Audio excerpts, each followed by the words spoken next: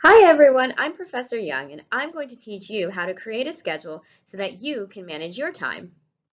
Before we begin, let's talk about what a schedule is. Schedules are written routines that indicate the time and sequence of each operation.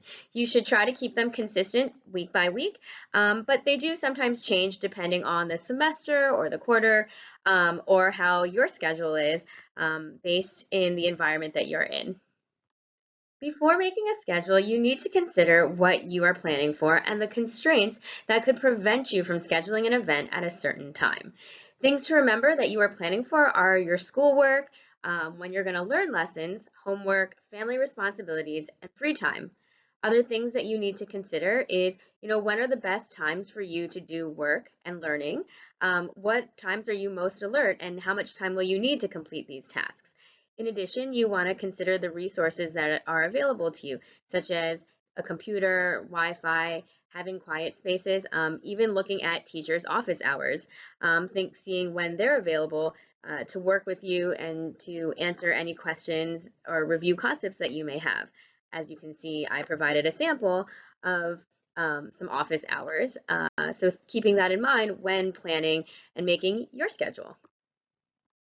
Here's a sample schedule I made for at-home learning. Like I mentioned on the previous slide, there are several considerations I had when creating this schedule. I thought about teachers' office hours and when they were available, and I also considered what time I needed to wake up, get dressed, which, by the way, is very important for setting the tone and mood for learning, and, of course, to eat. As you can see from this sample schedule, everything is color-coded.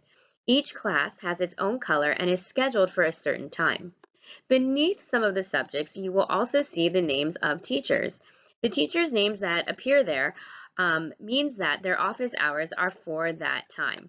I figured I would schedule those classes at the same time as those office hours so that when I went to do the work, if I had any questions or wanted to review with the teachers or had questions about concepts, I knew that that teacher would be available at that given time and I could contact them. Here is another sample schedule made with the same considerations and constraints as the previous one I just showed you.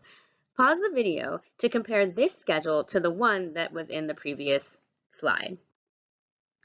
Both schedules are a little different and yours can be even different from these two. Like I said, you have to make a schedule that works for you. If you don't always have a computer available to you, you might have to move the times around. If there's a class you scheduled on a day where the teacher doesn't have office hours, you could switch it with another class that doesn't have office hours as well. Please note that in both schedules, it was impossible to utilize every office hour, and some scheduled subjects have two teachers that co-teach but provided extra office hours. And that's okay, but choose which one you want to do for your schedule and then try to stick to it. While the schedules are not entirely perfect, it gives me a regimen and a routine so that I can get all of my learning done. It also gives me a lot of resources to reach out to if I get stuck. Scheduling doesn't just stop when school is over. It's good to also have an after-school routine. So, as my gift to you, I have created a sample after-school schedule. Yay! In the schedule I provided, I made sure to build in some rest time. So from 3 to 4, I made a suggestion of having some snack, getting some extra brain food, and then taking just like a quick short break to really relax your mind before you have to get into your homework routine. So there are several homework hours I set up here. You'll see from 4 to 6 homework time. I recommend that you spend about 30 minutes per subject with about a 5-minute break in between. And yes, make sure you have a timer and stick to that timer. From 6 to 7, I think it's a good time to have dinner. Again, it's based on when your family's having dinner and their availability, of course. So again, there's some flexibility there. And then from 7 to 8, going back to the homework, finishing up what you can do, and then from 8 to 9, really taking a break, having again some family time to share about what you did, maybe doing some reading, playing a board game, even watching a TV episode. And then from 9 to 10, you should really start getting into that bedtime routine. Start resting the brain, have a quick snack, take a shower, brush your teeth, and by 10 o'clock, into bed you go. So that would be kind of again, a sample schedule of how to structure time after school. These are guidelines. I know everyone's schedule is going to, of course, be a little different. And again, considering, what are my constraints?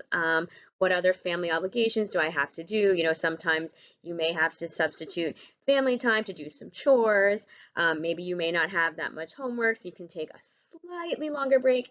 But again, it depends on you. But again, having that structure and something to kind of keep you in routine to get your work done.